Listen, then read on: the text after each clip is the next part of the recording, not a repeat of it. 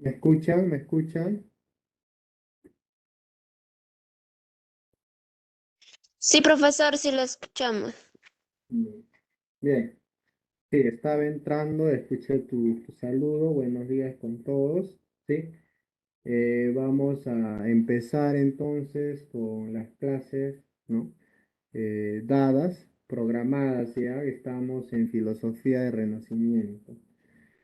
Bien, pero antes de ello hay que recordar que, bueno, el primer examen va a venir hasta la escolástica, ¿no?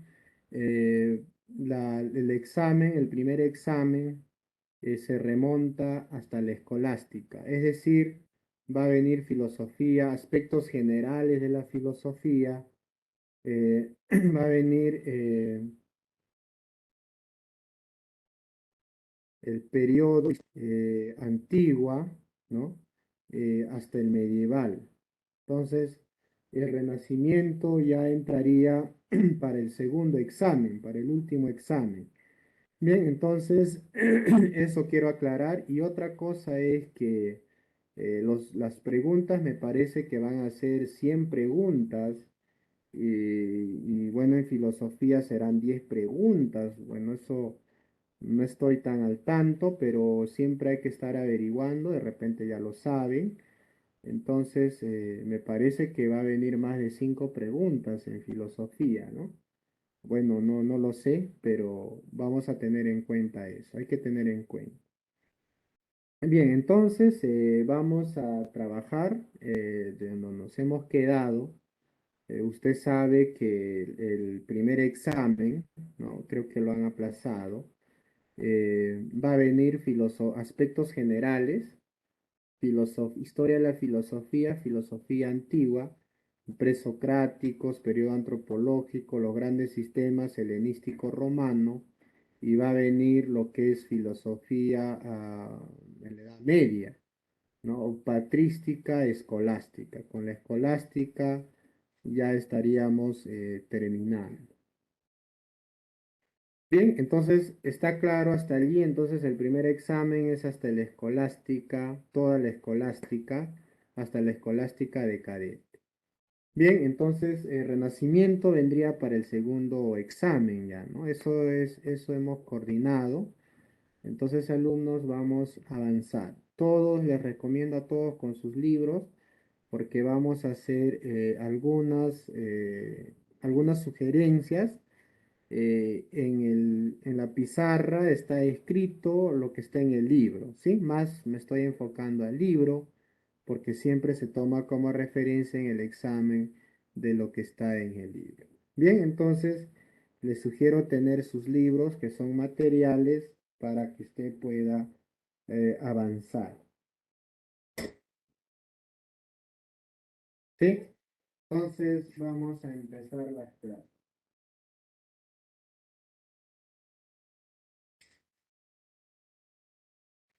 Bien, ¿alguna pregunta, alumnos? ¿Todo está claro?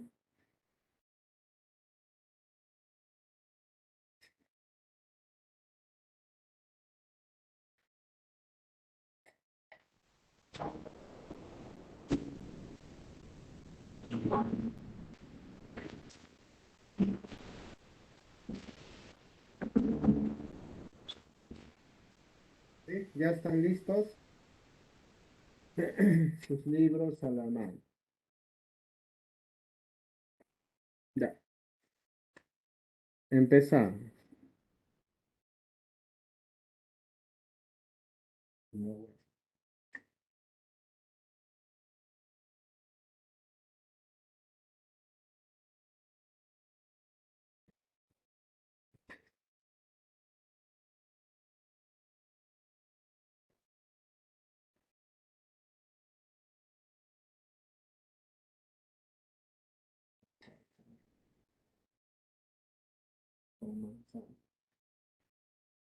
Ya, empezamos. Bien, filosofía de Renacimiento viene después de la filosofía o de la Edad Media.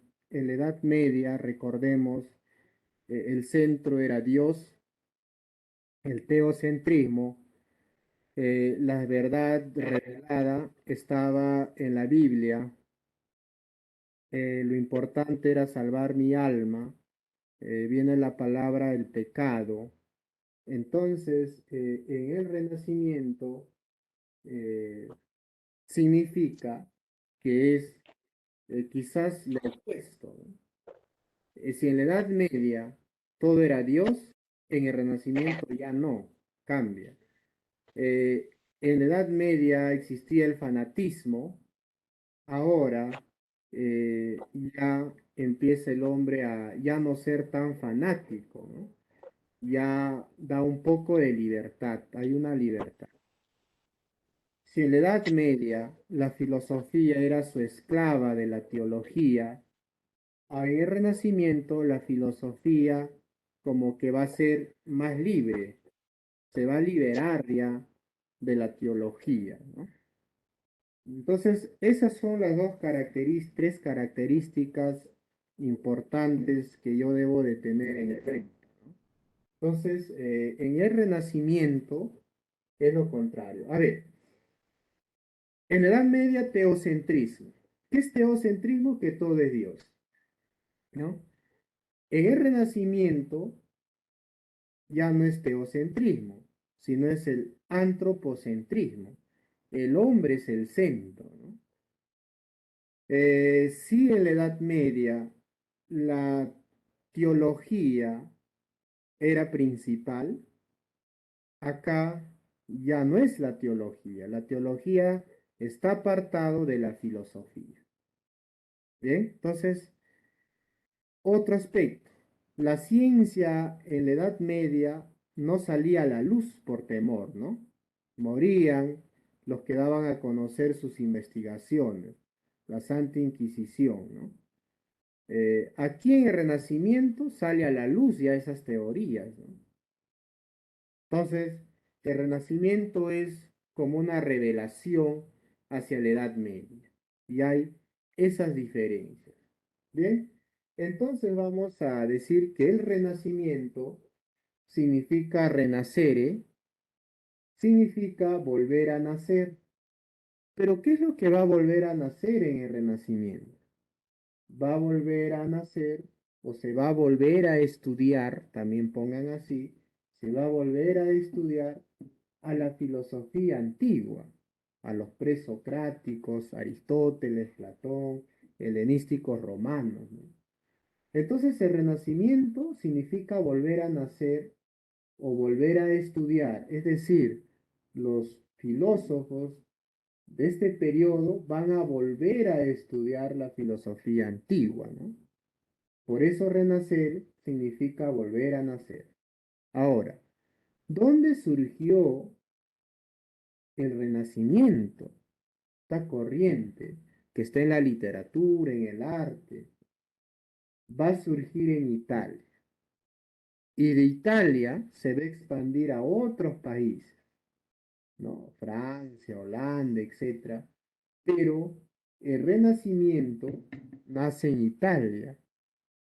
Italia en esos tiempos, en la Edad Media, era fanática, ¿no? Y ahí mismo va a surgir, ¿no? El Renacimiento, su rebeldía de estar ahí mismo, en Italia.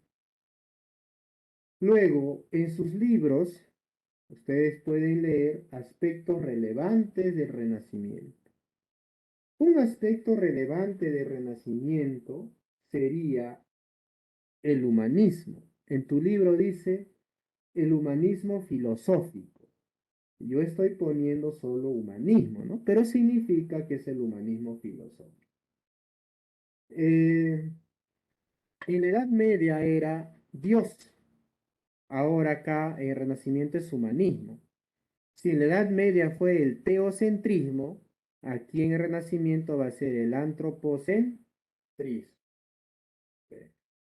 ¿Qué quiere decir el antropocentrismo?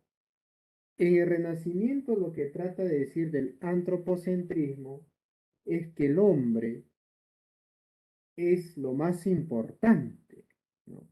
En la Edad Media lo más importante, el tema de discusión era todo sobre Dios. En la Edad Media Pero en el Renacimiento ahora se discute sobre problemas humanos, ¿no? Por ejemplo, hay enfermedades. ¿Solo se curará haciendo oraciones? No. Se va a curar investigando plantas medicinales, por ejemplo. ¿Ve? Tratamientos para que el hombre prolongue su vida. Otro, el antropocentrismo es la preocupación del hombre mismo por el hombre, ¿no?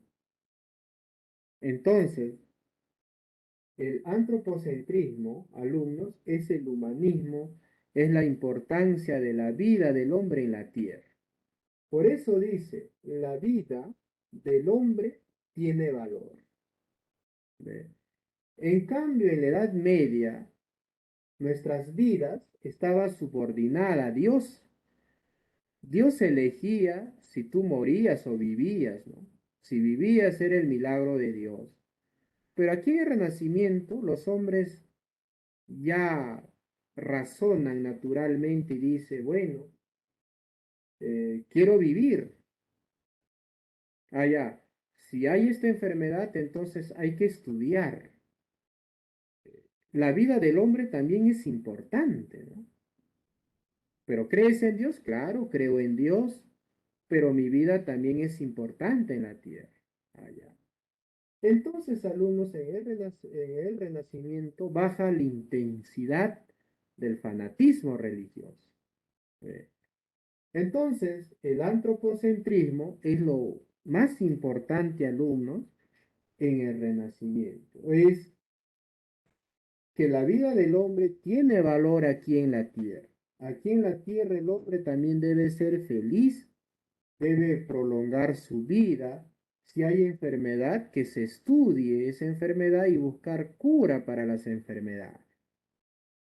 Y así va a surgir la ciencia moderna. El otro aspecto es la ciencia moderna. ¿Y qué significa cuando habla de ciencia moderna? Significa que en el Renacimiento, alumnos, en el Renacimiento, los hombres empiezan a estudiar a la naturaleza, ¿no? A ver, si en la Edad Media no se podían abrir cuerpo humano porque era un pecado, ¿no? Los islámicos igual. Acá Galeno abre los cuerpos, ¿no? Las primeras aberturas, la anatomía. Entonces, alumnos, la naturaleza en el Renacimiento se ve estudiar a la naturaleza del cuerpo, el funcionamiento del cuerpo, de nuestros sistemas, de los organismos. Antes se pensaba que el corazón, se tenía creencia del corazón, de los pulmones, no se sabía el funcionamiento, pero al abrir los cuerpos se conoce, se ve el corazón, se conoce mejor y las ciencias avanzan, ¿no? Se estudia a la naturaleza, ¿no? Avanza los fármacos, la medicina, ¿no? Las matemáticas también, todas las ciencias se empiezan a desplegar en el Renacimiento. En la Edad Media está tollada, pero en el Renacimiento empieza a moverse la ciencia, a salir a la luz. Eso es lo más importante, alumnos, que debo recordar del Renacimiento. Y en su libro está dividido A los filósofos y B teorías políticas. ¿Bien? Entonces ahora vamos a explicar a los filósofos. ¿Sí? ¿Hasta allí alguna pregunta?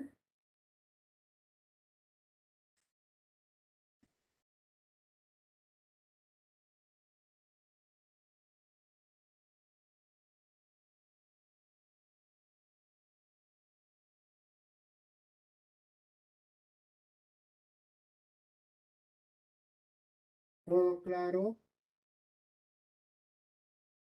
Sí, profesor. Sí.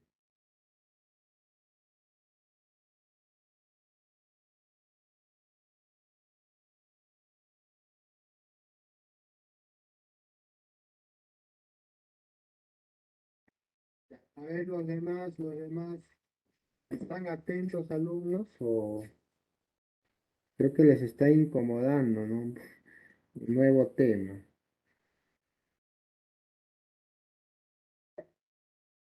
Ya. Vamos a hablar del primer personaje, el primer filósofo. Ya, un dibujito.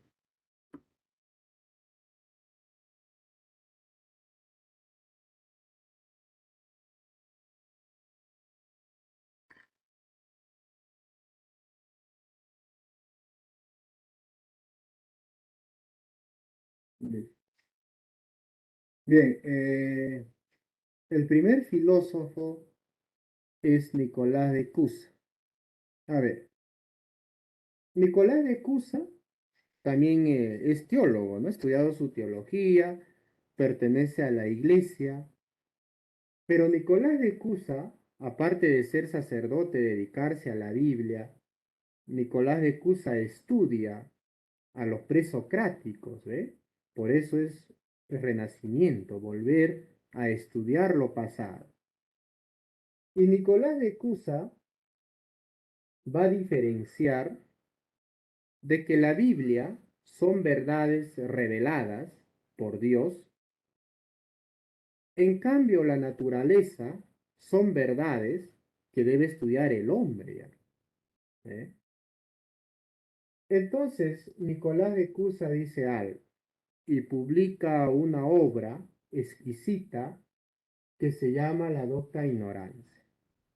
La obra Docta Ignorancia, en su título nada más, quiere decir que así seas doctor, ¿no? En sus tiempos, así seas doctor, doctor en el diccionario cuando busquen, tiene un significado de saberlo ampliamente, ¿no? Saber ampliamente algo, una materia.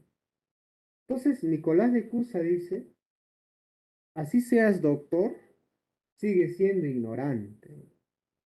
Entonces, un sacerdote sabe la Biblia, lo ha interpretado, lo ha estudiado años, desde los 15 años hasta los 70 años, sigue aprendiendo, está bien, pero Nicolás de Cusa le dice, pero a pesar que tú puedas conocer, mi estimado, sigue siendo ignorante.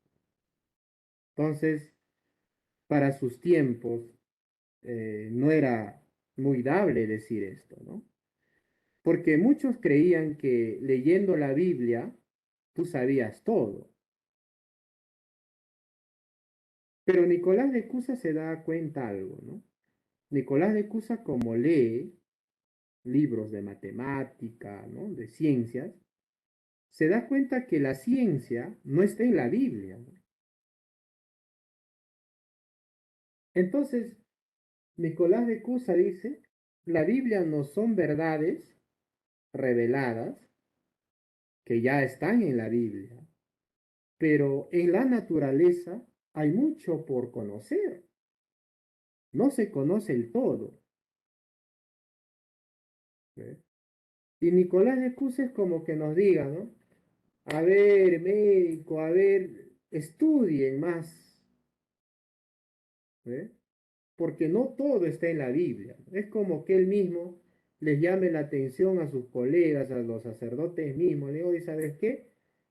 Eres sacerdote, sabes todo, pero sigues siendo ignorante. Yo también sigo siendo ignorante, ¿no? Algo así. Entonces Nicolás de Cusa fue algo rebelde, ¿no? En sus tiempos, ¿sí? Tuvo una diferencia entre otros sacerdotes, porque él decía que el hombre, por más que sea teólogo, por más que sepa algo de matemática, algo de medicina, sigue siendo ignorante, porque el hombre no conoce al 100%, nunca va a tener sabiduría al 100%. El hombre siempre algo conoce, busca conocer y encuentra pequeños conocimientos. pero nunca va a encontrar todo el conocimiento, toda la sabiduría. Entonces, en su obrita la docta ignorancia quiere decir doctores o el que dice saberlo todos es ignorante, ¿no? Eso es lo que quiere decir la obrita. Por eso dice acá, ¿ve? El hombre, así sea sacerdote, matemático, carpintero, o sea, el hombre, todo hombre, que quiere conocer y que sabe, ¿no? El hombre, ¿qué quiere conocer? El 100%. ¿Y qué es lo que sabe? Solo el 20%. Eso es lo que quiere decir la frase. Y esto lo he sacado de tu libro. A ver, para que me entiendas. 10 años sé multiplicar, 5 añitos sé las vocales, A, E, I, O, U. 10 añitos, 2 por 2, 4, multiplicar, dividir. 15 años, secundaria, ya ser más complejos, ejercicios más complejos. Otros, hasta en la secundaria, ¿no? No se llega a saber incluso bien ni la suma ni la resta que debiste aprender cuando tenías 8 años, ¿eh? Terminas una carrera profesional o pasan años, 30, 40, 50. Llegas a tus 80 años, llegarás a un 20% más de tu sabiduría.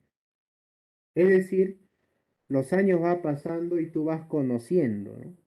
1%, 1%, 1%, 1%, vas haciendo 10%, ¿no? Va creciendo tu sabiduría, pero nunca llegarás a un 100%. Es decir, en términos cusianos, nunca vas a llegar a saber la verdadera verdad. ¿Ve?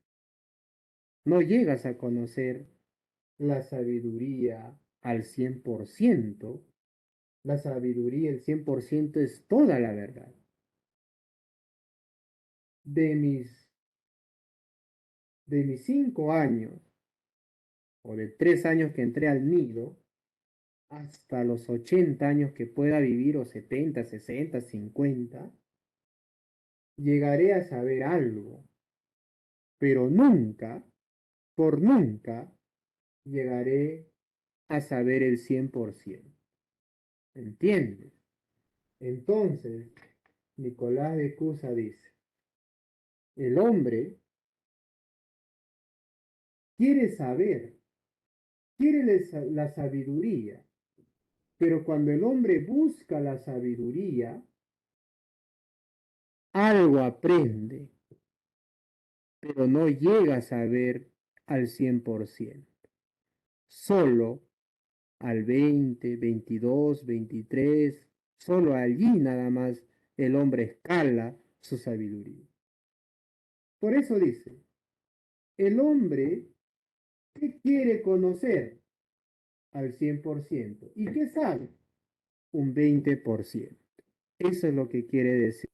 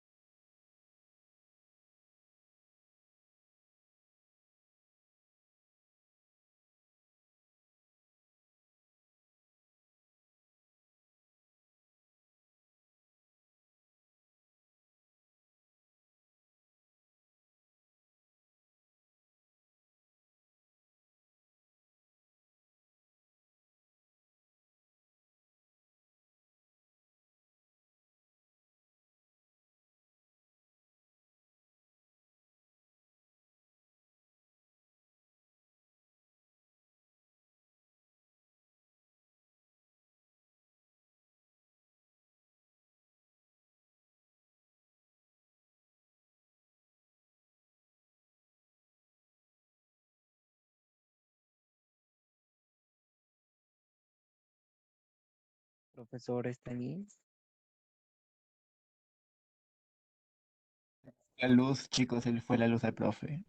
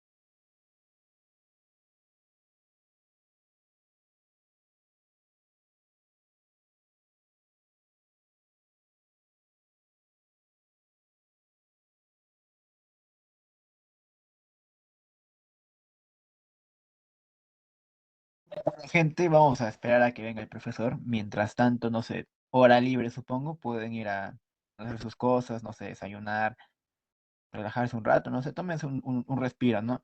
Porque el profe se acaba de ir, porque le cortaron la luz, no sé, se cayó su poste, qué será, pero no hay luz, al menos para el profe. Así que, pues para no esperar, bueno, para no esperar acá sentados, teniendo el micrófono apagado, no sé, vayan, hagan algo productivo por la vida y ya después vuelvan, ¿no? O sea, esa es mi recomendación. Me Y nada, ofendiste, ¿no? A compañero. esperar nomás, a esperar nomás. Sí, sí, vamos a tomar desayuno, en serio.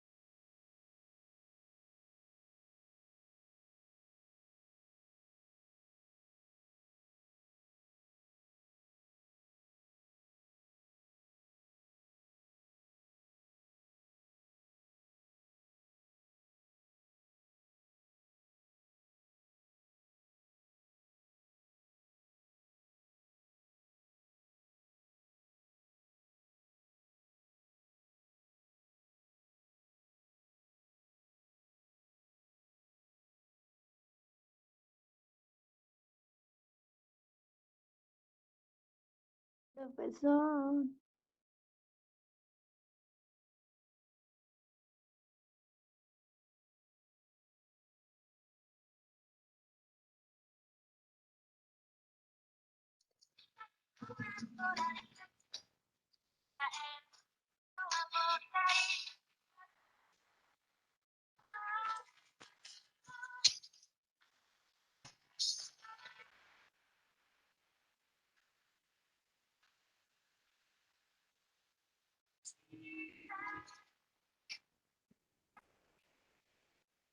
Y el profe ya está acá. Apaga tu música. Ya llegó el profe. Pobres mortales.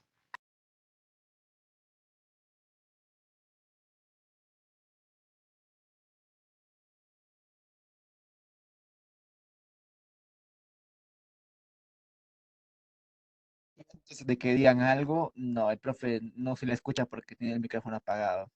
Por si preguntan. Esperen a que prenda la cámara, su micrófono y bueno, volvemos con la clase.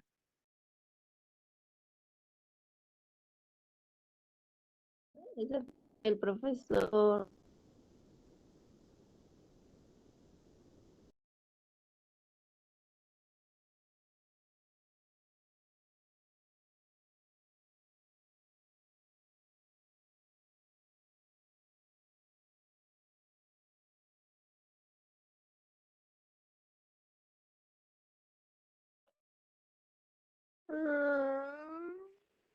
¿De qué me perdí?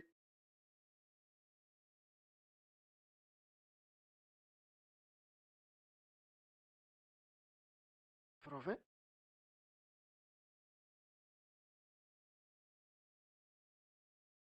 Sección.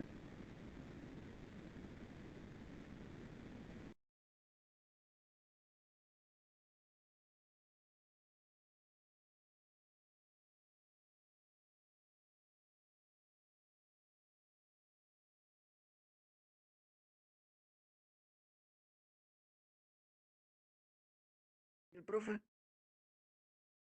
El profe está acá. O sea, ya está aquí, chicos, no se desesperen, el profe está acá. Solamente hace falta que prenda su audio, que prenda su cámara. Y volvemos. O sea, el profe está acá. Ahora de esperar nomás que se conecte realmente. Así que, pues bueno, ya sigan haciendo lo que estaban haciendo con su momento, con su vida actualmente. Y cuando vuelva el profe, pues ya, pues bueno, ya está acá, ¿no? Solamente hace falta que prenda su audio.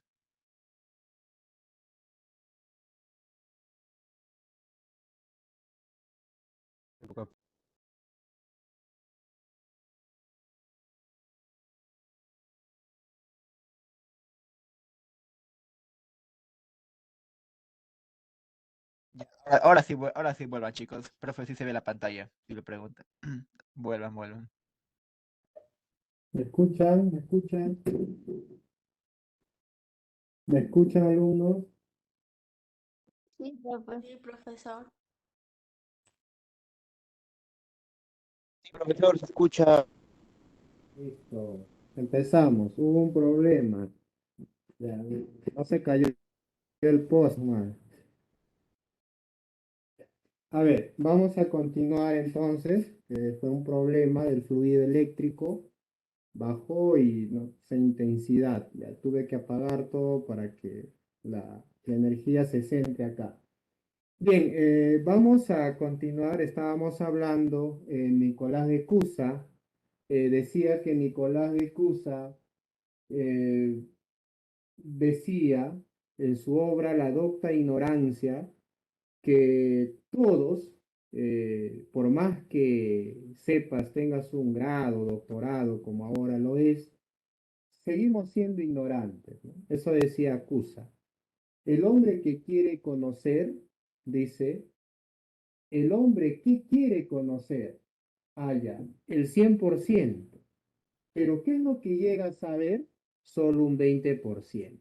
Entonces, Nicolás de Cusa lo que quiere decir es que el hombre nunca va a llegar, nunca va a llegar, así como lo estás escuchando, a una sabiduría al 100%, Lo único que va a llegar a saber es un 20 o un 30 o un 40%, nada más.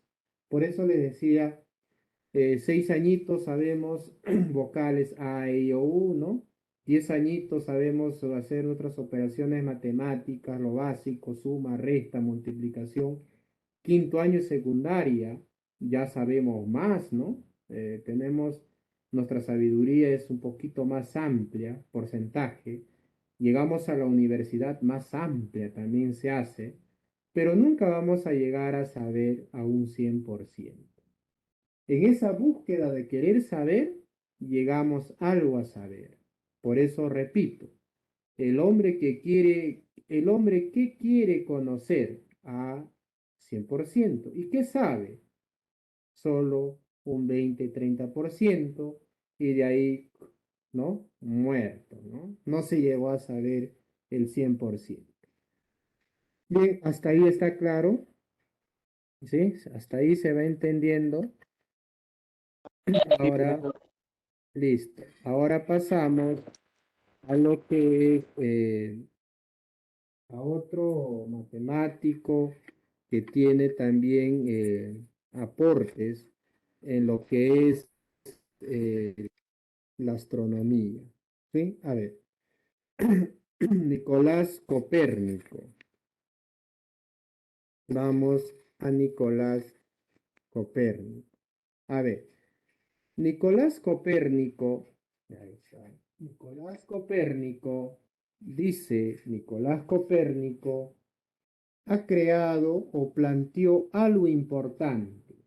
Esa teoría o lo que ha planteado Nicolás Copérnico, así de sencillo, alumnos, es la teoría heliocéntrica del universo.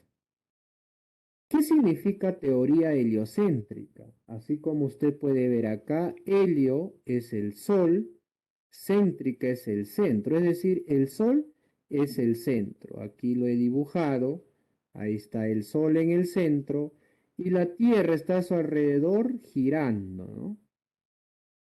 ¿Eh? Eso es lo que se pensaba Copérnico, ¿no? Lo que actualmente es vigente su teoría de Copérnico, ¿no? Ahora la ciencia dice que el Sol es el centro, ¿no? Y que los planetas giran a su alrededor, ¿sí? Hasta ahí está vigente de Copérnico su teoría, ¿no? Y esta teoría surgió alumnos en el Renacimiento, o cuando aún persistía la iglesia. Todavía la iglesia tenía fuerza, pero ya estos hombres dan a conocer sus ideas. Entonces, Copérnico plantea la teoría heliocéntrica, que el Sol es el centro. ¿Y cuál era la teoría de la iglesia? La teoría de la iglesia era el geocentrismo, es decir, la iglesia creía que la Tierra estaba en el centro y que el Sol giraba. Profe, ¿y por qué? Claro, nosotros hasta ahora decimos, por ejemplo, ya va a salir el Sol, ¿no? Ya se va a ocultar el Sol. Hasta ahora decimos eso. Bueno, es una forma, ¿no? Eso es lo que vemos. Pero Copérnico dirá, eso no es cierto, ¿no? Es lo contrario. Un alumno me hacía una pregunta y me decía, profesor, ¿quién sostenía el geocentrismo, lo que la iglesia decía? ¿Qué filósofo, no? Entonces yo le respondía, el filósofo que habló del geocentrismo en una obra llamada El Decaelo o Acerca del Cielo es de Aristóteles. ¿Ve? Entonces, Aristóteles filosóficamente plantea el geocentrismo. Aristóteles dice que la Tierra está en el centro, ¿sí? Y que la Tierra no se mueve, incluso dice Aristóteles, ¿no? Entonces, en la Edad Media viene la Biblia es palabra de Dios. Entonces los sacerdotes, Santo Tomás, hace lectura de la obra de Aristóteles y Santo Tomás dice, oye, Aristóteles habla que la Tierra es el centro, está al medio. Todo cuerpo siempre cae, ¿no? Además, la Tierra no se mueve, porque no percibimos que la Tierra se mueve, pero percibimos que el Sol sí sale y se oculta, ¿no? Quiere decir que el Sol se mueve y que la Tierra, ¿no? Está quieta en el centro. Entonces Santo Tomás, teólogo, él, por eso le dije, Santo Tomás está influenciado por Aristóteles, Edad Media. Entonces Santo Tomás lee la Biblia y encuentra en el Antiguo Testamento que un personaje llamado Josué, ¿no? Un personaje del pueblo israelita, ¿no? Hace una guerra, ¿no? Con los gomorritas, ¿no? Hace una guerra con otro pueblo. Entonces, este personaje le pide a Dios en oración, le dice, oh Dios, haz que el día se detenga para vencer, que se prolongue la guerra. Entonces, en la Biblia dice, Dios lo escuchó y Dios dijo, y Dios hizo que el sol se detenga. Y dice ese día, el día se prolongó, ¿no? Y este personaje asesinó a sus enemigos, ¿no? Y todavía dice que los torturó, ¿no? A los jefes, a uno le cortó con el sable la cabeza y a los principales, bueno, los puso en una caverna, hizo que murieran de hambre y de sed. Eso era la forma como lo explica el Antiguo Testamento. Entonces, Santo Tomás de Aquino y todos los teólogos dijeron, oye, es cierto, oye, Aristóteles creo que era teólogo, ¿no? Bueno, Aristóteles vivió antes de Cristo, pero Aristóteles también dijo que la Tierra está en el centro y la Biblia también dice que el Sol se mueve, entonces la Tierra también está en el centro, ¿no? Mira, entonces, en la Edad Media se creía, por eso en el geocentrismo, porque en la Biblia habla que el Sol se detuvo. Ahora, si tú le aplicas lógica, tú que eres ya filósofo, el Sol no se mueve. Eso ya está demostrado, ¿no? El que se mueve es la Tierra. Y si Dios, bueno, detuvo al Sol o el día se prolongó, es porque lógicamente Dios tuvo que parar a la Tierra, ¿no? O sea, la Tierra tuvo que pararse, porque la Tierra ahorita está moviéndose en su propio eje, ¿no? Las 24 horas, ¿no? Día y 24, ¿no? Sobre su eje. Si bíblicamente fuera cierto, ¿no? Fuera cierto, bueno, pienso así yo, ¿ah? No te estoy obligando.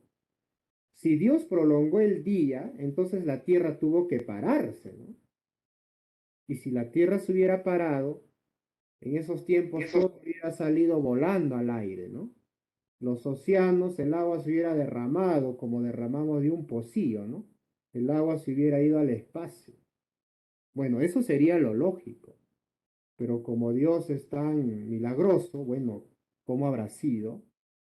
¿No? Pero dice que Dios detuvo al sol. Y por eso se cree que el sol es el que gira alrededor de la tierra.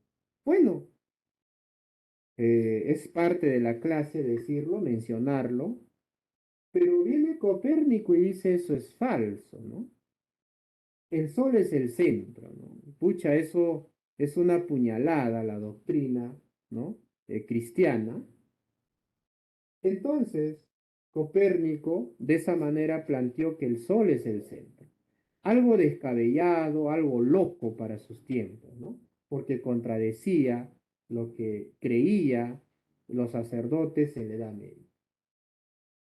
Bien, pero Copérnico muere y su obra es difundida, es leída. Entonces, la iglesia con más fuerza persigue a los herejes, ¿no? A los apóstatas, aquellos que están en contra o están poniendo a tela de juicio la palabra de Dios.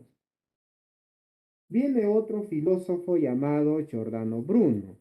¿Qué dice Giordano Bruno?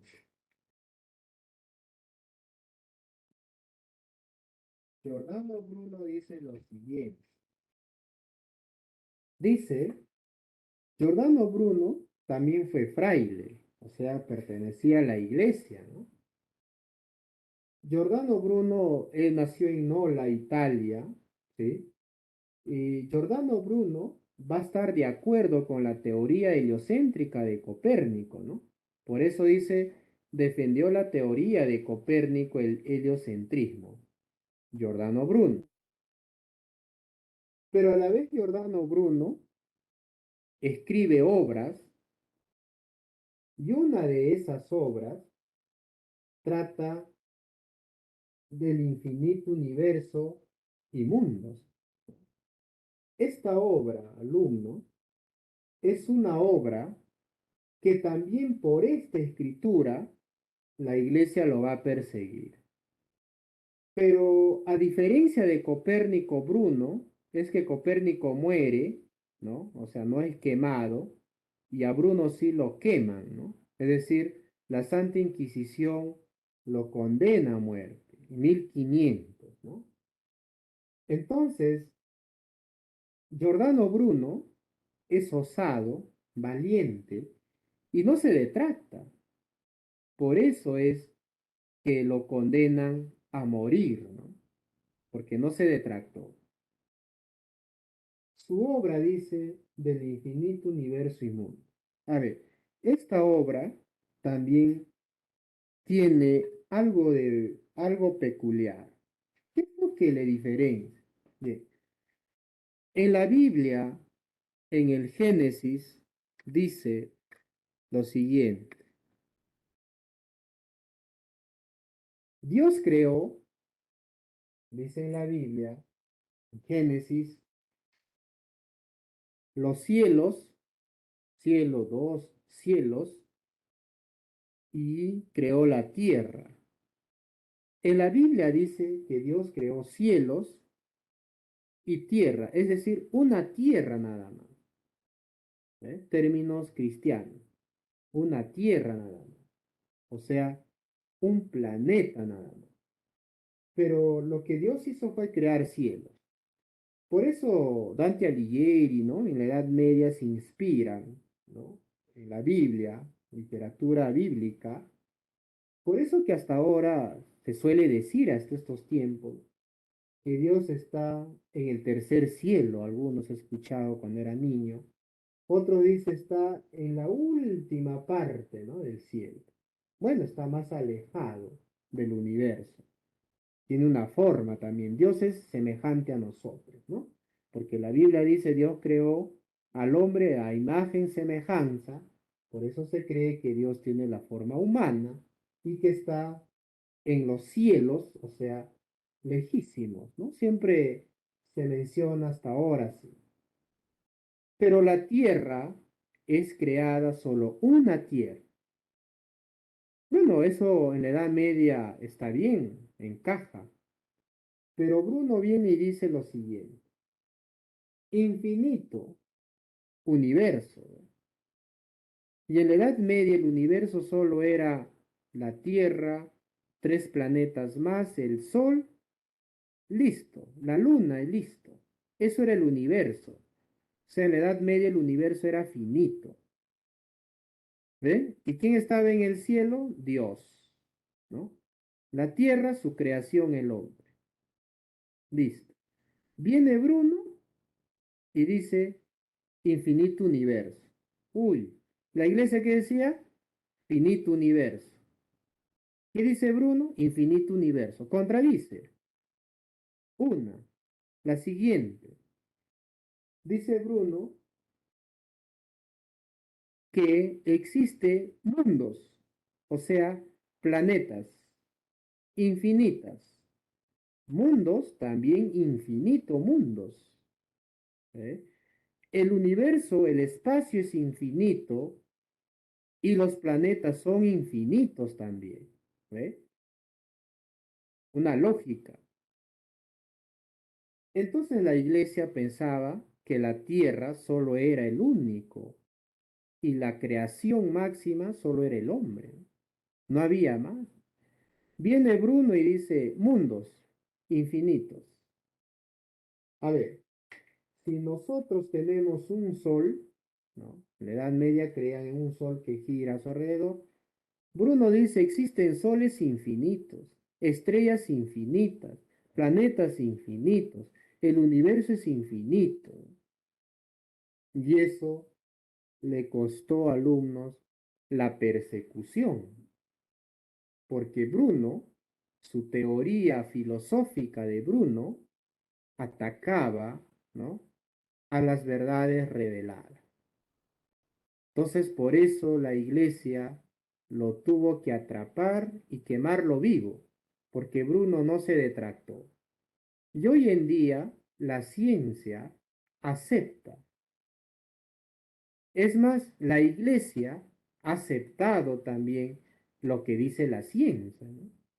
En estos tiempos ha cambiado. Antes se tenía que creer lo que la iglesia decía, ¿no? Y la ciencia era tachada, pensamiento de hombres.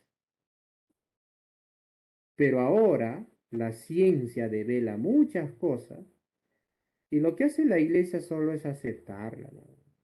La iglesia siempre se ha acomodado en los tiempos a las teorías. Bueno, hasta ahora se sigue acomodando, ¿no? Nunca ha protestado nada, ¿no? Siempre lo que hace ahora la ciencia, lo que descubre la ciencia, la iglesia lo acepta. Nada más. ¿Bien? Por eso Bruno fue quemado en la hoguera. Bien. Bueno, hay muchas cosas acá para hablar, pero usted sabe que virtual es un poco dificultoso, ¿no? Entonces, esto es lo principal. Es por eso que Bruno fue quemado en la hoguera, por hablar que existen mundos. Y la iglesia decía que solo existe un mundo, que es la tierra. ¿Eh? Eso es lo que dice Bruno. Y Bruno dice, si en la tierra puede ser acá, ¿ya? Hay vida, pero en otros mundos también hay formas de vida. Entonces la iglesia dijo, oye, este Bruno dice que si Cristo vino a morir acá a la tierra, y si él dice que hay vida en otros mundos, que o sea, Cristo va a morir en infinitas veces porque hay infinitos mundos, ese está loco, ¿no? No puede ser. Una de esas causas también fue cuando Bruno dijo que había vida en otros mundos y la iglesia dijo, ese está loco, ¿no? Si Cristo vino por los hombres, entonces no va a venir pues por otros hombres que viven en otros mundos, entonces Cristo va a morir infinitas veces, no seas bravo, no es así, pues, ¿no? No cabe. Ah, por eso tuvo que morir Giordano Bruno en la hoguera. ¿Se entiende? Sí, profesor. Bien.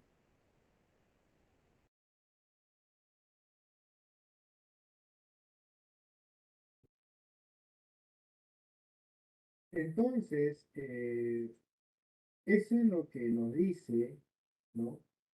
Eh, ya, a ver. A ver, alumnos, ¿se está escuchando? ¿Se está escuchando? Sí, profesor. Sí, Yo lo escucho profesor, normal, se escucha, profesor. profe. Sí, se escucha, profesor. Sí, a veces en otros, ¿no? A veces la línea, ¿no? Hace que se tenga este problema del audio, de no escuchar, no verse la pizarra. He mandado fotos en el grupo para que vean ahí mejor los que no pueden y con sus libros lo van cotejando y se va escuchando, ¿no? Y de esa manera podamos resolver. Bien, entonces una repasadita. Nicolás Copérnico, a ver, para los que no han escuchado, Nicolás Copérnico planteó la teoría heliocéntrica, que el Sol es el centro, ¿no? Y la Tierra a su alrededor. ¿En contra de qué? Del geocentrismo que estaba de moda en la Edad Media. Giordano Bruno defendió la teoría de Copérnico, es decir, del heliocentrismo. La iglesia dijo que Dios creó los cielos, eso está en la Biblia, y creó la tierra, o sea, una tierra, un mundo. Pero viene Bruno y dice, el universo es infinito, ¿no? Y el universo es infinito, es más, hay mundos, hay planetas, hay tierras, ¿no? Entonces, por decir que hay mundos infinitos, contradecía lo que decía la iglesia, porque la iglesia decía que la tierra nada más fue creada por Dios. ¿Para qué Dios va a crear mundos innecesarios? Si nosotros somos su máxima creación, si a Dios le importamos, entonces Dios ha creado solo la tierra y aquí está el ser humano. Pero Bruno dice, no, hay mundos, ¿no? Entonces la iglesia dice, si Cristo vino a morir por nuestros pecados aquí en la tierra, si Bruno dice que hay en otros planetas vida, eso quiere decir que Cristo va a morir en todos los planetas infinitas veces, imposible. Eso no puede ser, ¿no? Por eso a Giordano Bruno lo quemaron, no fue condenado a morir quemado en la plaza Las Flores. ¿Sí? Así termina entonces Giordano Bruno su vida, ¿no? Por contradecir a la iglesia. Bien, hasta ahí está claro. He hecho otro repasito para aquellos que no han estado escuchándolo bien. Bien, ahora vamos a pasar a otro.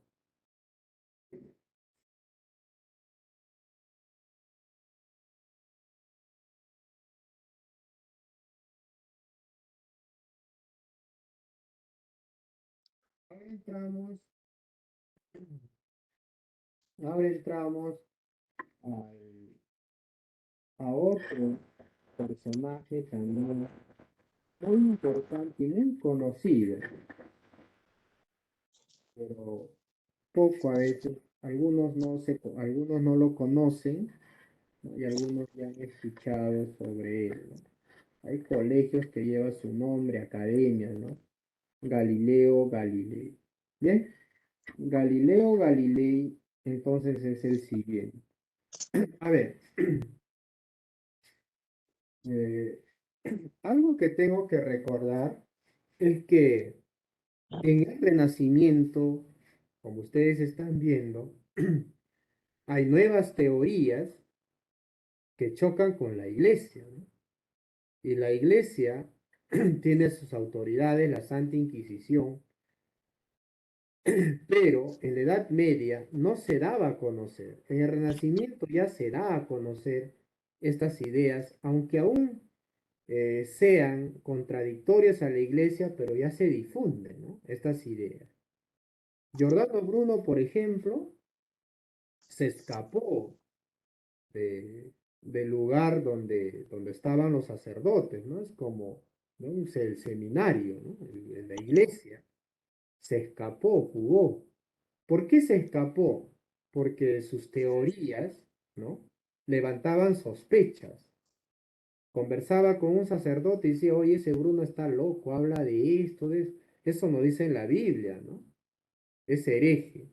Entonces tuvo un amigo que le dijo, Bruno, te van a encarcelar, ¿no? Y si quieres salvar, escapa, ¿no?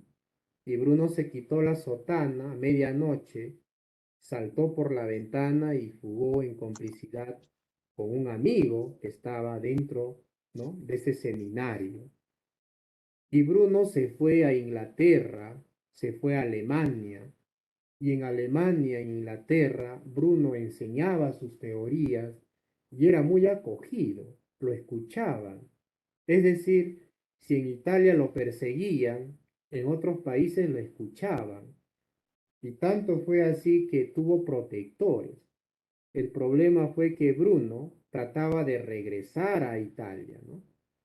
Y estando por allí, alguien fue pagado, sobornado, da recompensa, se busca a este hereje, se le va a pagar tanto, y un amigo se hizo pasar por alumno, enséñame filosofía, y lo llevaba, y finalmente fue un lugar donde estaba cerrado, y ahí llegaron los soldados y lo atrapan a Bruno. Entonces, de esa manera, la iglesia, ¿no? Cogía, los atrapaba, ¿no? Aquellos que decían que eran herejes. A Galileo Galilei también le va a pasar lo mismo, ¿no? Pero la diferencia es que Galileo Galilei se detractó, es decir, dijo que, bueno, era mi locura lo que he creído, ¿no? Entonces, discúlpame, no voy a hablar ya estas teorías. En cambio, a Bruno, cuando le dijeron, tienes que detractarte, no. Mayor temor tienen aquellos que me condenan a muerte que el quien escucha. Así dijo. Fue una frase célebre. A Bruno cuando le dices, te detractas, te condenamos. Entonces él dice, mayor temor tienen los que me condenan a quien lo escucha. O sea, él no tenía miedo, ¿no? Quien más bien estaban con miedo eran los de la iglesia. Y finalmente, ¿no? Los que cometieron el error de matarlo fue la iglesia, ¿no? Los sacerdotes, porque su teoría está vivita hasta ahorita. Bueno, por esos pecados los papas han pedido perdón y bueno, esperemos que se hayan perdonado, ¿no? O sientan que han tenido ese perdón, porque no solo asesinaron a Bruno, sino a muchos, ¿no? Bien, Galileo Galilei también, ¿no? La diferencia es que Galileo es un ferviente católico, ¿no? Galileo Galilei es un ferviente creyente católico. Tiene dos hijas. A una de sus hijas le pone el nombre de Cielo, una de sus hijas María, ¿no? María Celeste, ¿no? Entonces, eh, Galileo Galilei es muy católico, pero Galileo ha escuchado de Bruno, ¿no? Copérnico, otras teorías, y Galileo Galilei dice, ¿serán ciertas? ¿Quién ha comprobado el heliocentrismo? Nadie, solo se ha hablado, ¿no? ¿Quién ha comprobado que existen infinitos mundos? Nadie. ¿Quién ha comprobado que hay millones de estrellas? Nadie. Entonces Galileo Galilei duda y construye su primer telescopio, ¿no? Él viaja a Holanda y de Holanda consigue los lentes, ¿no? La óptica y va a adaptarlo a un telescopio. Entonces Galileo lo va a poner a prueba observando el cielo. Y Galileo observa la luna, observa Júpiter, observa el Sol y observa nuestra galaxia, la Vía Láctea, ¿no? Por primera vez. Entonces Galileo, cuando observa la luna, Galileo se estremece, ¿no? Porque Galileo dice, wow, la luna también tiene piedras, rocas, veo que parece que hubo ríos, agua, ¿no? Y aquí en la Tierra igual hay rocas, hay señales que también hubo agua y la luna también, ¿no? Y me decían que la luna era perfecta porque estaba en el cielo. Todo lo que está en el cielo nunca muere, ¿no? Siempre está allí, es eterno al igual que Dios. Pero esta luna está ahuequeada, tiene cráteres, debe tener una función, ¿no? No es perfecta. Entonces, Galileo va a observa Júpiter,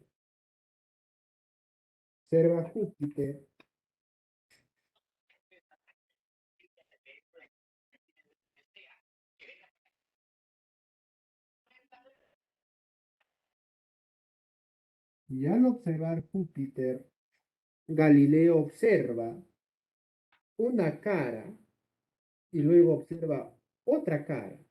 Entonces Galileo dice, si he visto de esta forma, porque él dibujaba, ya, hacía sus apuntes, observa otra cara. Entonces Galileo observa que sus satélites están en un momento, se mueven por acá, por allá. Entonces Galileo deduce y dice, wow, Júpiter se mueve, ¿no? Su satélite se mueve. Entonces la luna se mueve, ¿no? Tiene razón, porque la luna se va alejando ciertos tiempos, ¿no? La teoría dice que los cuerpos se van alejando, el Big Bang, ¿no? Que se va extendiendo. La luna se mueve. Si Júpiter se mueve, la Tierra se mueve. Galileo observa al Sol y se da cuenta que el Sol, pues, ¿no? Es gigantesco, ¿no? No llega a su límite, solo ve rojo, nada más, ¿no? O sea, no ve la parte limitada. Es difícil. Entonces, Galileo observa, ¿no? Está observando y Galileo dice, wow, tenía razón Copérnico, tenía razón Bruno, porque ve la Vía Láctea y ve millones de estrellas incontables, ¿no? Bruno tenía razón, ¿no? ¿Qué más habrá? Si no veo, no he visto lo que mi telescopio me hace ver, ¿y qué será más allá, ¿no? Entonces, Galileo Galilei dice lo siguiente, la Biblia me habla sobre Dios, pero el universo está escrito en otro lenguaje. ¿Cuál es ese lenguaje que está escrito en el universo en matemáticas? Por eso dice Galileo, el universo será leído cuando aprendamos que el lenguaje en la que está escrito el universo. ¿Y cuál es el lenguaje que está escrito el universo según Galileo en matemáticas? ¿Eh? Entonces Galileo dice, la Biblia, ahí está, es mi fe, pero la ciencia tiene otro lenguaje, ¿no? Es en matemáticas. Así es que el hombre que se dedique a las matemáticas es posible que tenga nuevos conocimientos y se revele realmente cómo está ordenado el universo.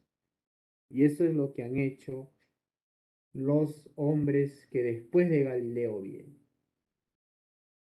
Bien, por eso Galileo fue citado por la Santa Inquisición para detractarse, porque hablar que la luna no es perfecto, pucha, ¿no? Entra también en contradicción. Hablar que la tierra se mueve, la iglesia decía que la tierra no se mueve, ¿no?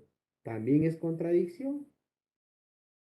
Hablar que el centro es el sol y no la tierra, está reviviendo a Copérnico y a Bruno, ¿no?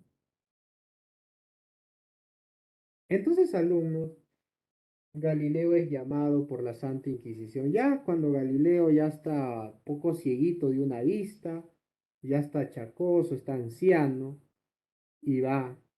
Pero sus biógrafos dicen que Galileo ya no quiso darle la contra a la iglesia, porque él podía haberle dicho lo que él había visto, darle su telescopio y que vea, ¿no? Pero no fue ofensivo Galileo. Galileo dijo, bueno, nada gano muriendo porque voy a perder, porque voy a interrumpir mis estudios, mejor me detracto, ¿no?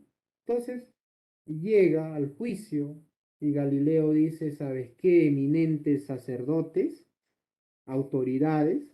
Todo lo que he dicho es falso, ¿no? Entonces, he dicho esto por la cual me detracto y no voy a enseñar, ¿no? Más. Y por eso Galileo vivió, porque se detractó. Pero la iglesia desconfiada de Galileo dijo, por si a las moscas, hay que tenga un arresto domiciliario. ¿Qué es un arresto domiciliario? Que va a estar preso en su casa, ¿no? Porque puede enseñar y se viene un problemón. Entonces, ¿sabes qué, Galileo? Vas a vivir en tu casa, ¿no? Eres libre de andar por tu patio, ¿no? Un extenso, ¿no? Un extenso patio tenía. Galileo salía en las mañanas, caminaba, pero no podía, estaba aislado de poder conversar. Se quedó con un discípulo fiel que lo atendía, y Galileo en las noches dictaba y él escribía, ¿no? Y así, alumnos, vino la muerte, Galileo muere, su obra fue caletamente sacada de Italia y fue publicada las primeras obras en otros países de Europa. Y de esa manera Galileo rescata la ciencia, vivió para la ciencia, ¿no? Por eso se le considera como el iniciador de las ciencias modernas, ¿no? Porque lo que escribió Galileo es ciencia, en la física, las matemáticas. ¿Sí? Así entonces, Galileo es un mártir, ¿no? Para sus biógrafos de las ciencias. Bien, eso es con relación a Galileo Galilei. ¿Listo?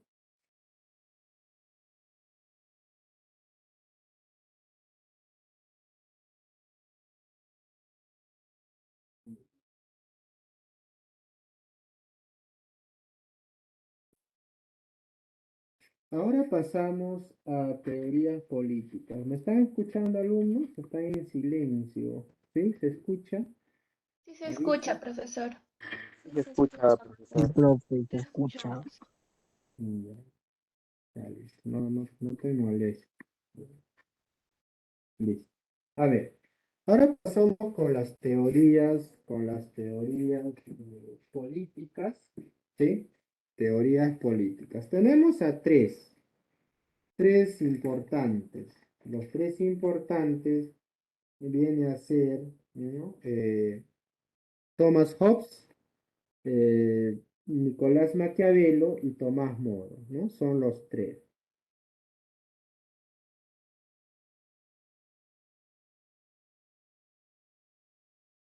Listo, vamos a hablar de Thomas Hobbes, el primero.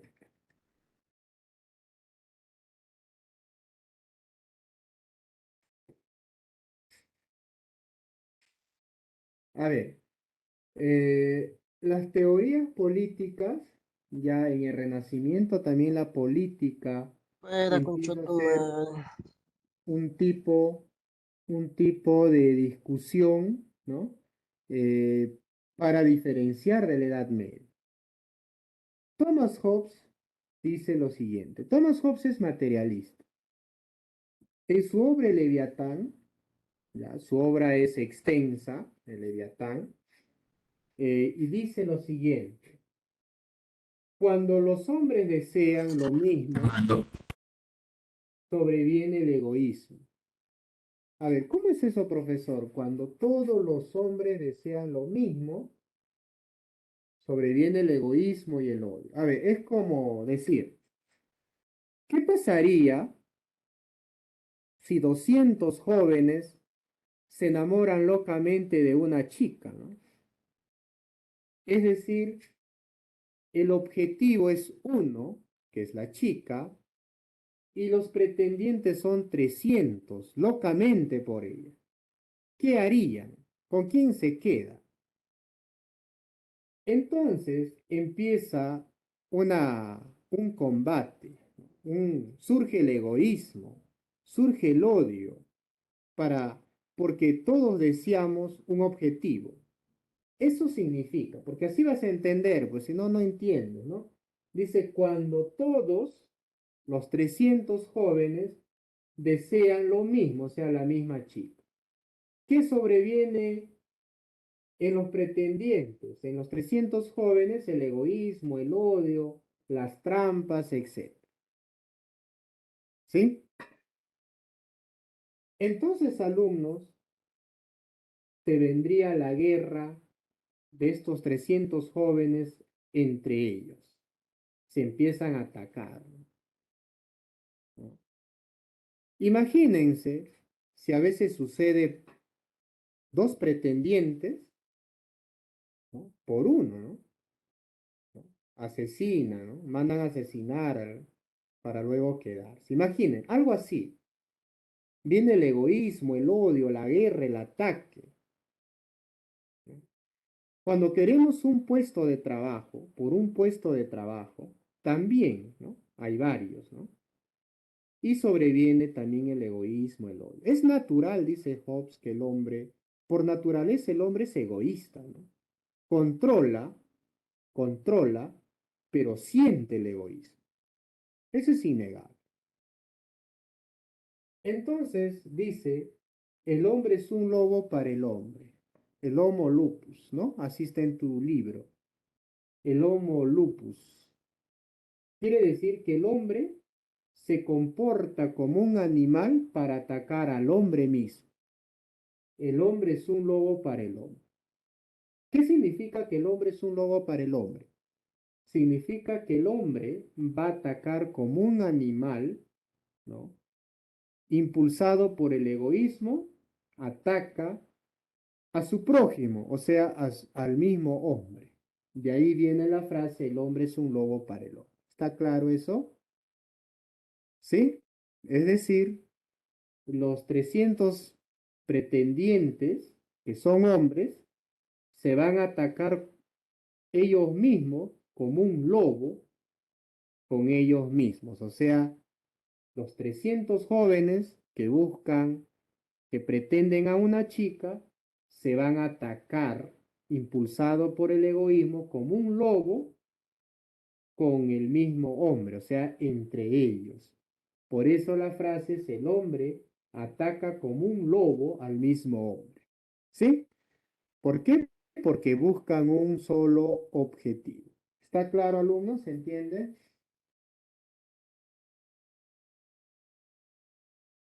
Sí, profesor. Listo.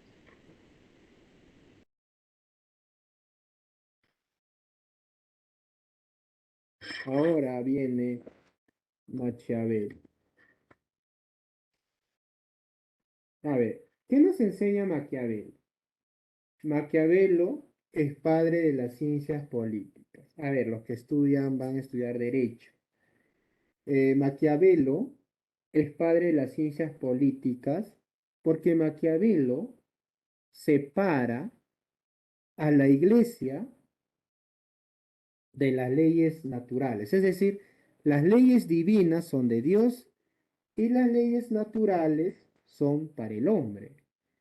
El hombre crea sus leyes para su convivencia y no tiene nada que ver la iglesia, ¿no? Porque en esos tiempos se postulaba que la iglesia quería el papa presidente del mundo, ¿no? Entonces Nicolás Maquiavelo dice, no, un momento, las ciencias políticas es aparte, leyes para los hombres y las leyes divinas que cumplan los sacerdotes, ¿no? Entonces, eso es lo que quiere decir Nicolás Maquiavelo, por eso es considerado padre de las ciencias políticas. Recomienda a los gobernantes a utilizar métodos inmorales para llegar y preservar el poder. ¿Bien? Cuando dice métodos inmorales, quiere decir que puedo mentir, puedo falsificar. Entonces, puedo mentir. Y ya se viene, alumnos, las campañas políticas para que nos mientan, ¿no? Profesor, pero ¿por qué dices métodos inmorales para llegar y preservar el poder? Por ejemplo, alumnos, años anteriores, la noticia hablaba de que los congresistas llegaban con papeles falsificados, hablaban que eran ingenieros, que eran esto, habían hecho, y al final detectaron de que no tenían estudios, ¿no? Y habían mentido a la población. Bueno, eso es lo poco, ¿no? Lo que interesaba en esos tiempos era llegar al Congreso. Su objetivo era eso. Y si tengo que mentirte, te miento, pues, ¿no? Te floreo, como dice, ¿no? Para llegar y preservar, ¿no? Por ejemplo, los apristas, ¿no? Mulder, esos años, todo el tiempo vivían en el Congreso, ¿no? Recién me parece que ya no están. Entonces, eso es lo que nos dice Maquiavelo, ¿no? recomienda a los gobernantes o a alguien a permanecer en el poder, ¿no? Como Alberto Fujimori, por ejemplo, o el onceño de Leguía, ¿no? Los 11 años. Entonces, eso es lo que recomienda Maquiavelo. Ahora vamos a escuchar su obra. A ver, ¿cuál es la obra de Maquiavelo? Es El Príncipe. Su obra principal es El Príncipe. La obra El Príncipe es un recetario al Louvre.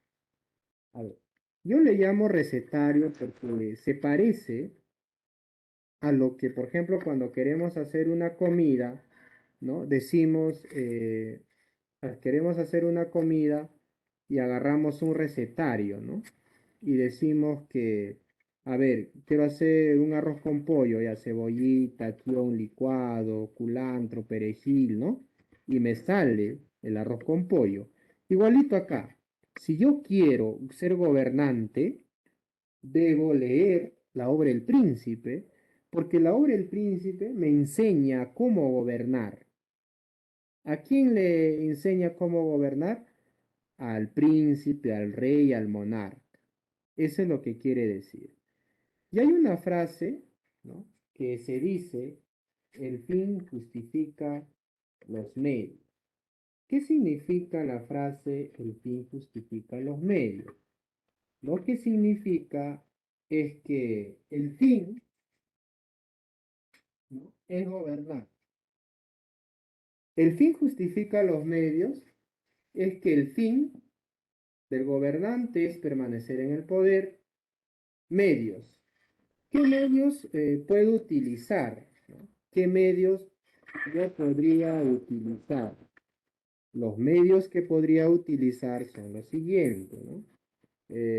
Los medios sería, en tu libro dice, leyes, ¿sí?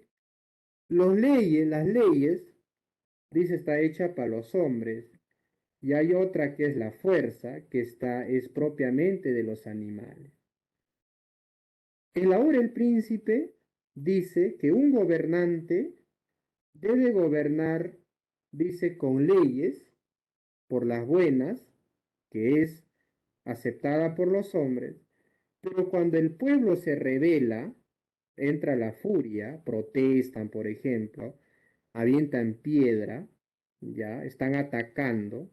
Entonces, lo que debe de hacer el príncipe es también volverse o atacar con la fuerza. Pero las fuerzas son de animales, no importa, pero hay que hacerlo para que el príncipe, el gobernante, defienda su poder. Entonces, lo que va a suceder es lo siguiente, ¿no? Dice, el príncipe debe convertirse como un zorro. ¿Qué, profe? ¿Va a hacerse animal? No, va a tener o va a imitar al zorro. A ver, ¿cómo es el zorro? Rápido, no lo puedes agarrar, ¿no? A Rum Rum, por ejemplo, demoraron en agarrarlo, ¿no? Hábil, ¿no? Profesor. Entonces, el príncipe, el gobernante, debe ser como un zorro, ¿no? Hábil, astuto, rápido, actuar rápido. ¿Eh? ¿Quién está comprando los kits para la revocatoria? Bueno, le doy sus 10.000 soles y déjame tranquilo, ¿no? Lo soborno, ahí está. Estoy actuando como un zorro, ¿no? O lo mando preso, muy bien, para que no esté difundiendo mi secreto, ¿no? O lo mando a asesinar, bueno, también, ¿no? Lo callas.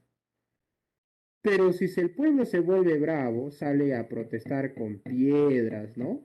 Quiere atacar, entonces atacamos con más fuerza, como un león. El león, ¿cómo es fuerte? Ataca a su presa. Bien, vamos. Si la población avienta piedra, palos, grita, entonces le aventamos los perdigones. Muere uno, suficiente. Todos se espantan y te van a tener miedo, te van a respetar. Haces obras, te van a amar. Entonces, principito, hazte amar, pero también hazte temer, ¿no? Eso es lo que recomienda entonces Maquiavelo en esa obra llamada El Príncipe. ¿Sí? ¿Está claro? ¿Se entiende, alumnos? Ahora bajamos a la parte, la última, que es Tomás Moro. Bien, Tomás Moro, ¿sí? Aquí está. Tomás Moro es el último representante de las teorías políticas. A ver, ¿qué me tengo que acordar de Moro? A ver, Tomás Moro es el creador, vamos a buscar, es el creador del socialismo utópico. ¿Sí? Acá dice creador del socialismo utópico. ¿Y qué socialismo utópico? Es criticar a la propiedad privada. Tomás Moro cree que el socialismo utópico es la solución para acabar con las injusticias. Las injusticias brota producto de la propiedad privada. ¿Y cómo lo soluciono? A través de un socialismo. ¿Eh? En su obra Utopía, Tomás Moro en la obra Utopía va a idealizar una sociedad más perfecta de la que él vivía. Por ejemplo, cuando Moro vivía se trabajaba 12 horas. En su obra, Moro dice se debe trabajar 6 horas, se trabaja, ¿no? Si en el tiempo que Moro vivía había el dinero, el que tenía más dinero tiene más poder y el que no tiene dinero no tiene poder, hay pobres y ricos, en utopía hace que todos sean iguales. No hay ricos ni hay pobres, ¿no? Es equilibrado. Entonces todos trabajan, todos estudian, los castigos son menos. Entonces Moro en esta obra llamada Utopía va a idealizar una sociedad más perfecta de la que él vivía. ¿Sí? ¿Se entendió? En Utopía el dinero no existe, la compra y venta. Existe el trueque, el cambio de producto, nada más. Bien, entonces de esa manera ya estamos casi finalizando con nuestras clases. ¿Alguna pregunta?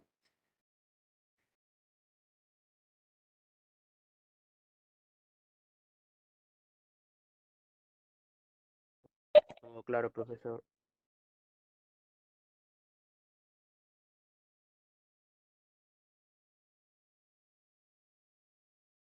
A ver, todo está entonces claro. ¿Sí? A ver, los demás, ¿se entiende o algo para explicar de lo que no han entendido en su libro?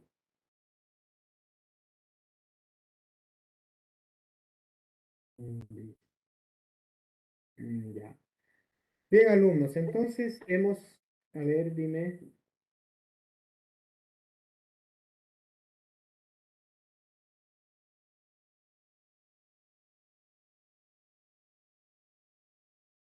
Ya, a ver, alumnos, para culminar, hoy hemos terminado la clase de Renacimiento.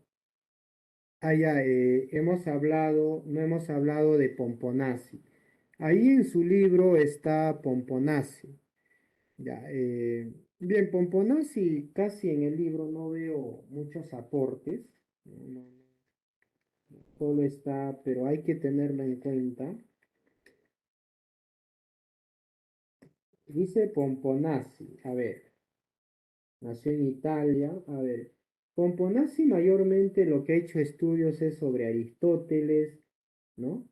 Y también su filosofía, los averronistas. Averronista significa el nombre del filósofo Averroes, así se llamaba este filósofo Averroes, ¿no? Que también fue aristotélico. Pomponazzi también pertenece, ¿no? Al Renacimiento. Está Ficino, Da Vinci, eh, hay varios personajes del Renacimiento, ¿no? En literatura también. Eh, bien, bien alumnos, entonces, no habiendo más preguntas, me parece que ya estamos sobre la hora, ¿sí? Eh, vamos entonces a ya culminar nuestras clases. A ver, antes de ello, pedirles si todo está claro, ya, si está todo claro, ya, y si ya está claro, entonces van saliendo ya para su receso, ¿no? Tienen su receso. Bien, y los que desean hacer la pregunta me lo hacen. A ver, ¿algo está claro? ¿Alguna duda?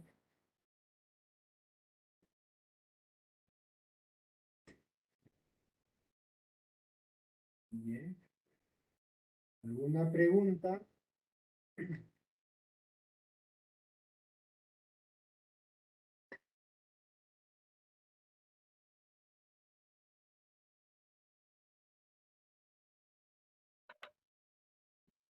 Bien.